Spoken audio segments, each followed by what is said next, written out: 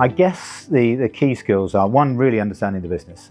I wouldn't suggest you'd become a RemCo chair typically in a business until you've been within the organisation for maybe a year or two. And I was 3 years before I became RemCo chair. So you've got to really understand the business, you've got to understand the KPIs that drive the business. You need to have like a real sense of fairness. You need to have some tenacity and some resilience, because some of those debates can be quite sort of difficult to manage. The first thing I'd say is you need to be extremely resilient.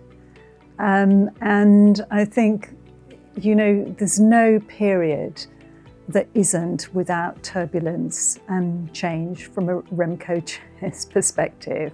Typically, people that step into the RemCo role have been people that have been involved in remuneration before. So I would say if you're an exec looking to step up, then make sure that you attend those remuneration committee meetings for your board, that you present, that you have a lot of discussion with your RemCo chair, who's going to be a source of good information. Really ensure that you do understand the business well.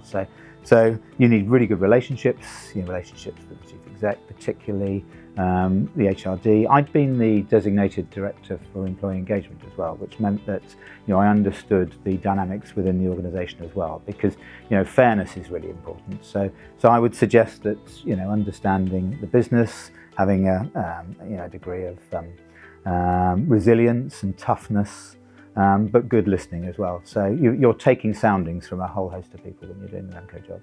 You need to be a really great communicator, which means listening well too.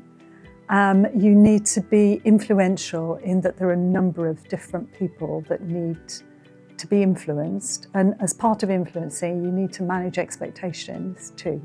You need to show that you've got a kind of independence of thinking, and I think that's the sort of difference between being sort of sitting on the exec side, although I'm not saying you don't have that then, and you're quite often presenting those strategies, but when you're in the RemCo chair role, then you really need to kind of cut through and understand what's going on around you. It's not for the faint-hearted, I would say.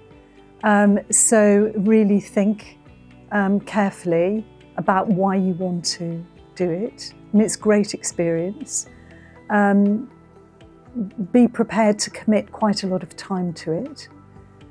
Be prepared to look not just at your own business, but at other businesses, other sectors. So it needs sort of fairly natural curiosity. And be prepared to work with a lot of people to get the solution that is right for your business.